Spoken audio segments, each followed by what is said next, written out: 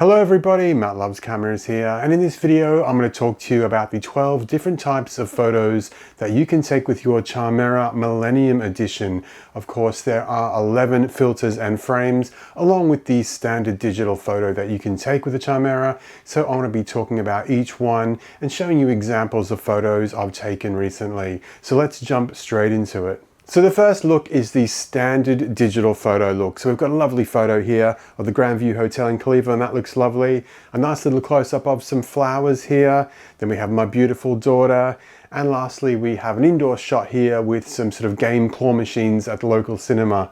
Now, I think that one of the things that does shock people when they buy a Charmera, they don't realize that it's a 1.6 megapixel camera. This is a very low-tech camera, very small sensor. And so when you see the images here, they are kind of pixelated and not very high resolution. So if you're buying the Charmera because you think it's going to rival your iPhone or something like that, or perhaps your DSLR or mirrorless camera, there's not a chance for that. These are very sort of lo-fi photos that are super cool to take and lots of fun. But yeah, don't expect professional level results. Next up is the black and white filter. Now I must admit I don't usually shoot with this one, but looking back at the images here, they actually look pretty good. I mean, there's some really nice contrast, different sort of shades of gray and some nice deep blacks there. And look at these photos here of the turtle here, looks great, as does the image of the balcony at the Grandview Hotel. They look really nice. Next up is the cool filter. Of course, this puts a very sort of cool toned, kind of almost like a blue wash on the photos. And so again, here we've got the outside of the Grandview Hotel. We've got the seafront here at Cleveland. Very sort of like blue looking, cool looking images compared to the standard default image you get. And then next we have the warm tone, which is of course the opposite. These are warmed up images where the images look a little bit retro, a little bit nostalgic, almost like a sepia kind of look to them, but these are warmer sort of temperature photos here than the standard default image. Now those first four filters are exactly the same as you get with the original Charmera. So the standard, the black and white, the cool tone and the warm tone, you get them with the original Charmera as well. So you might be watching this so far saying, well, what's changed? Why would I buy one of these new Millennium editions? I mean, they look cool, but why would I buy one? Well, we're just about to see there are some new filters and frames. Now, probably the thing that I love the most about this Millennium Edition is the new pixel filters. There are 4 new multicolored pixel filters on the Millennium Edition. Now with the original Charmera, we also had 4 pixel filters, but they were sort of more duochrome, what I call duochrome in photography, and that is they were sort of one color and black. So there was like a yellow pixel filter, which was yellow and black. There was a red pixel filter, a blue one, and a gray one. And these gave sort of very basic sort of shapes because there was only really 2 colors there to play with. And everything was either light or shadow, and they were the yellow or black, red or black, blue or black, gray or black. But now with the Millennium Edition Charmera, they have put in these multi-colored pixel filters, which just give you a lot more graduation in the tones of the image and the light and the shade. So you get sort of more interesting images. And we're going to look right now at some of these. So first up is actually my favorite. This is the Coral Pixel Filter. I mean, look at this image here. I really love this. You've got Cleveland Lighthouse there. And I really love how you've got like an arc of color at the top there with the different colors of the pixel filter. And then you've got that white background. You can see the lighthouse. And then you've got the bushes there in the front. I think this looks wonderful. Really love these new pixel filters. Next up, we have an image of the seafront, and it was pretty bright this morning. Now, this isn't the best photo, but I'm showing you this for a reason. And you can see here that bright areas of the image, they're more likely to turn white there, and the more shadowy parts of the image, they're more likely to turn blue than into that red. So this image is a bit of a clue to how the pixel filters work. And for me, I actually really like the reds and the blues. So it was a bit of a tip for me to maybe take some more images where there were more shadows and darker parts of the image, just to get those extra colors in. Next up is an image, same location down at Cleveland Point. I love this. This is a koala sign. And yeah, this looks so cool. It looks like a bit of art or something. It doesn't look like this is a real photo. It looks fantastic. There's a big, really nice, tall residential building there with all the windows you can see to the left. You've got the koala sign. And again, at the top there, you've got that sort of rainbow kind of effect of colors with the red and the blue. This is a sign down at a local pet shop, the Parrot. And again, because this was in the shade and there was lots of different lights and shades with the colors here, you got a nice range of colors with this pixel filter. And the last one is just a building, a furniture building actually. And again, you can sort of see the contrast there between the light and the dark. Next up is the honey filter, and again you've got the same thing going on. The lighter parts of the image in the photo are sort of gone white, and then the darker parts of the image have turned those different colors, those yellows and browns. So this is again a very nice filter. I do like this one, and you've got some good examples here locally, the koala sign, the Grandview Hotel, and the speed sign at a local shopping center, 5 kilometers an hour. So yeah, I really like those images there. And then this last one is an image of like the contents of a claw machine, some prizes, but I can't really tell what these things are from the pixel filter.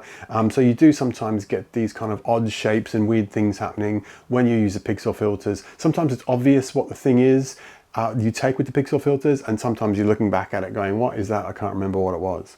Next up is the teal pixel filter. This is probably my second favorite. Really like this. It's just all different varieties of blue and teal in the image. So again, we've got the lighthouse, we've got a turtle, we've got the nice palm trees here with the sky, and again, the koala sign and the Grandview Hotel. So they're all looking really nice there.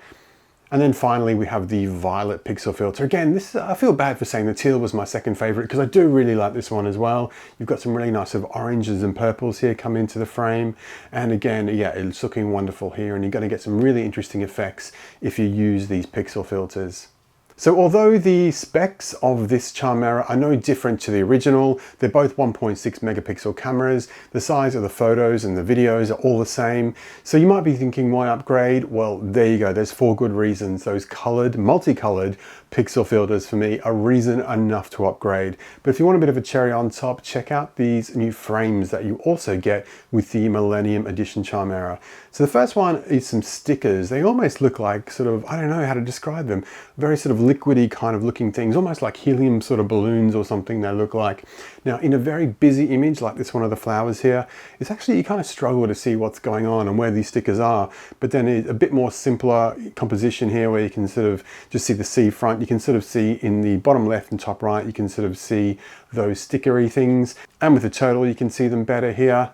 And of course, this image of the buildings here is a very simple image, so it's very easy to see all of the stickers there in one go. So I think that is really cool. You just have to be a bit careful about where you position your subject. You probably want to put your subject right in the middle there to make sure the stickers aren't over their face or something like that. The next one is an iconic TV. So this is like a Kodak branded sort of green TV here, and you've got the image right in the middle here. And what I like about this is it doesn't take up too much of the screen real estate. Now you might be saying, what does that mean? Well, just wait until another filter coming in a second, and I'll show you what I mean by that.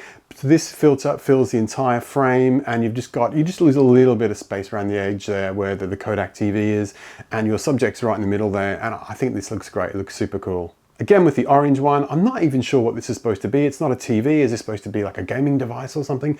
I don't know what it is, but it looks pretty cool, and it doesn't take up too much of the screen, which is good. But make sure you try and put your subject in the middle there when you're using that one. So this last one is the iconic Kodak video player, and this is what I meant by screen real estate. You can see here that the background to all these images is this nice kind of blue, a gradient of blue there in the background. And in the middle there, you've got a video player with your image in.